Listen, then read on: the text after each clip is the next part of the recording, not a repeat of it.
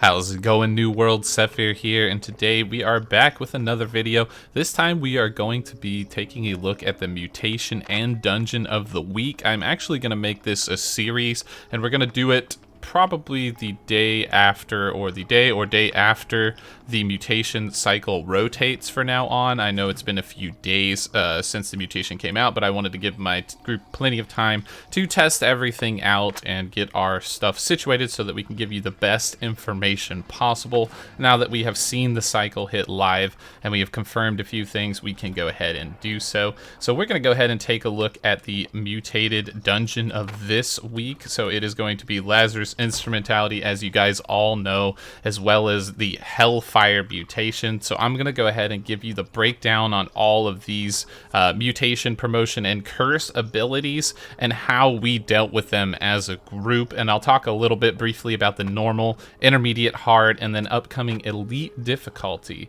As you can see on my screen here, I have cleared 1 through 7 on gold. My group still has 8 orbs left, so you get 15 orbs total this week. You're going to get 1 from crafting and 1 from buying it from the faction vendor, so that's per group member, so that's 10 total. And then there was an additional free orb for the first time you had got a codex for Lazarus Instrumentality, so sort of a welcome to mutations type orb. So you should have, every person should have 3 orbs, so if you're running with a group, that's going to be 15 total. So we have quite a few orbs left to run. We're working on getting everybody's schedule synced up so that we can get through all of these, but don't worry, just like with my group and your group, you will have plenty of time to get these done. You have until the week is going on, or is going to end, so just make sure that you get those done at some point this week, because remember that every floor that you clear is going to be saved permanently to that expedition specifically.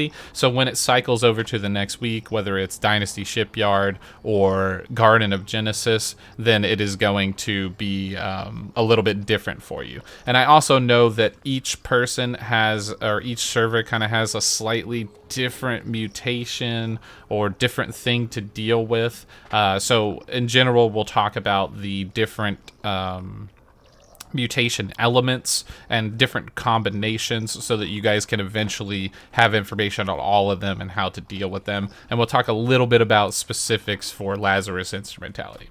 So for the first part, we're going to go ahead and talk about the base mutation, which is going to be the Hellfire Mutation, as you can see here on the screen. There are a few things to watch out for. The explosive, which means enemies are going to explode on death, but only the enemies that are marked with explosive. All enemies are going to put a burn damage over time effect on you when they hit you. They also have increased absorption to fire, so you're going to take less fire damage. So sorry, fire mages, you're not going to be doing too much here, especially in a different instance like Lazarus Instrumentality. And then we also have ignited. The enemies are going to deal percentage of all damage as fire, so most of the damage coming from this dungeon will be whatever element it is. So for this week, it's Hellfire. It can also be nature, it could be ice, it could be void. It just depends on what the week goes through. And then finally, you have Inflamed, which is a bit nasty. It's going to cast a burn zone on a player that has been hitting the monster, and then that will deal fire damage over time. So if you have too many melee, this can get into a dicey situation if you are not prepared, so balancing your party accordingly is going to be key here. So that's going to be it for the normal version of Hellfire. The intermediate version of Hellfire is going to come with a promotion. This week's promotion is going to be Indomitable. Indomitable gives everybody a vampiric effect, so they're going to heal for percentage of all damage done on the enemies that are marked vampiric, as well as Phalanx, which is an annoying ability. They are going to have a frontal shield that lasts for a certain duration, and it's going to block all projectiles incoming from the front, so you're going to have to get around and hit the monsters from behind or wait for the shield to fall off to be a little bit more effective as a ranged player. So these are going to give you a little bit of a trouble and difficulty, and for the most part, normal is fairly easy. I've seen most groups blast through it. Some groups start to struggle on intermediate from what I have seen, and then when you get into hard mode, that's where groups are really starting to feel the gear scaling. Remember that there's a recommended gear score at the top, so try to be as close to that as possible before you go in order to make it easier on yourself. Now we'll go ahead and talk about the hard mechanics. For the hard mechanics, you're going to power up some of the aforementioned abilities. So it's going to be Fire 2, Fire Resist 2, and Flame 2. So all of these are going to get a little bit stronger. And then the Curse coming in here, we have, for the most part, ignored this. It doesn't seem to do too much damage. So keep that in mind, that it did about 800 damage maybe per player, so we just really disregarded this ability. I feel like it could be more threatening, but if it was, I would also be a little bit scared if it was very threatening, so do that, you know, do with that what you will, but for the most part, this is just a simple anti-stacking mechanic. It should just place a ring of fire around a player. You have a certain amount of time before it detonates, and you need to get out of the group is how it should work, but at the moment it doesn't do a lot of damage, so we just, again, been ignoring this mechanic. And then once you go into hard mode, it's going to be a lot about the minimum gear score here, because if you're below that minimum gear score level, and I'm talking average on all your items, you can see right here, I'm boosting all my items up evenly. It's because the game calculates some sort of magic formula that your character takes damage and deals damage based off of your average gear level of all your equipped items. So I believe the shield does not count, but everything else counts. Unless you are a tank then and you're using the shield at the moment with the sword, then it will count for you. So you're gonna have to bump that average up as well.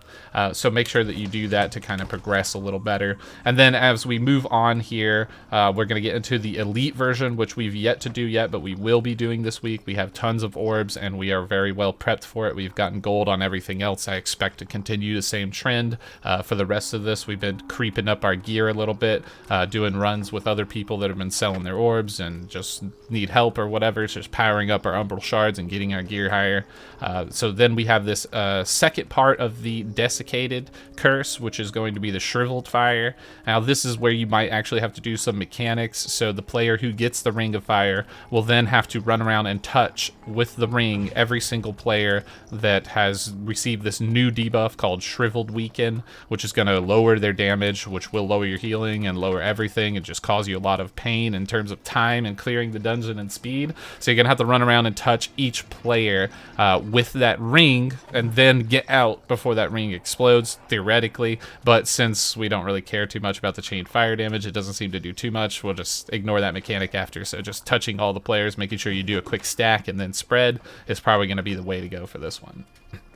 So, I think this is really cool. I like these mechanics coming in from the Hellfire Mutation. I like the Indomitable Promotion because it does add quite a bit of difficulty. And the Desiccated Curse, which is paired with the Hellfire Mutation, is definitely something that could be very, very hard to deal with if its damage numbers were calculated up more. So we'll have to keep a careful balance on that. So Amazon, please, you know, make it challenging, but not too much, right? Like, we don't want everybody to get absolutely one shot by the chain fire, or maybe we do. I don't know. Maybe that's the you know, the go-to for elite mode. Maybe that's what's supposed to make it really hard in hard mode. So we'll figure out how that goes along the way. But I know that each server, once again, is going to have a different mutation set. So every week that a mutation comes out on live, I will be explaining the new mutation from my server's rotation, and it will eventually cover everything. So in about 4 weeks, you will have a full coverage of all of the different type of mutations, and we'll probably talk about some along the way. I know on the PTR we have done the Eternal series, so I gave a good feedback on that. So if you're interested in the Eternal, if it happens to be whatever that is, then go ahead and go for that.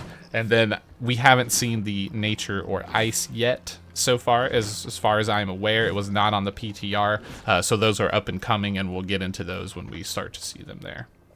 So that's going to be it for this one. I would highly recommend you find a group of 5 and stick together, all use your orbs together, and progress this ladder, because this gear score scaling thing matters a lot. It's probably going to matter in PvP and other facets of the game as well.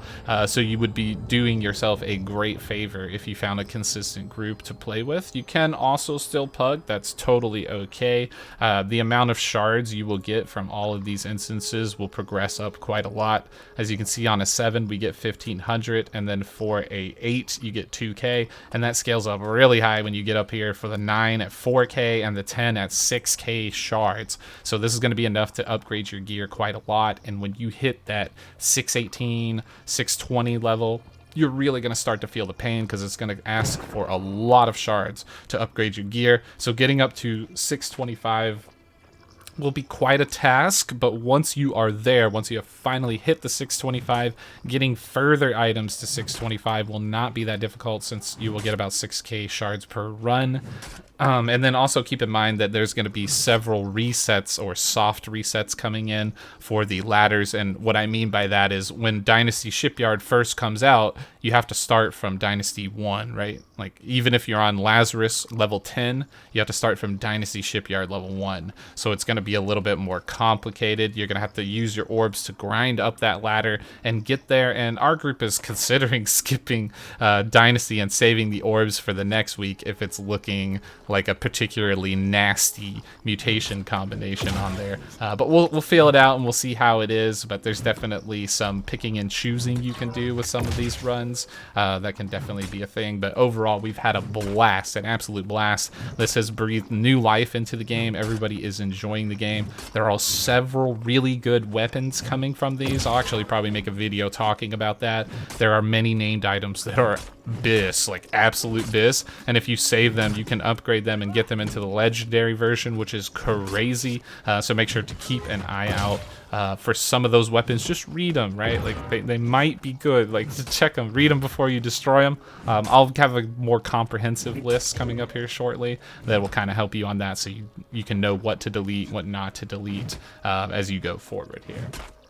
All right, that's going to be it for this one. Thank you for your time, everyone. Make sure to subscribe, like, and hit the bell if you have not already. We will be continuing to cover new world content all the way into the future, because we got lots of goodies coming up. And we might actually start touching on some other games. I know Lost Ark is coming up, as well as Elden Ring. There are also MMORPGs. Well, the latter being just more of an RPG, not necessarily MMO, but it's going to have some facets of it, and so we'll be checking those out and getting some other coverage into some other games too, because I love all MMORPG games, and especially games with some sort of a ladder or raid or competition. Anything like that is something that I like, so we'll be looking forward to playing those and, you know, just having a bit of fun in the off time with them. So make sure you guys do all of that. We have that join button if you're interested in becoming a member, so you can keep track of all that good stuff. We also have a Discord and Twitter in the link down below if you want to follow us on social media. And that's going to be it. Thanks for your time and watching the video, and we will catch you in the next one.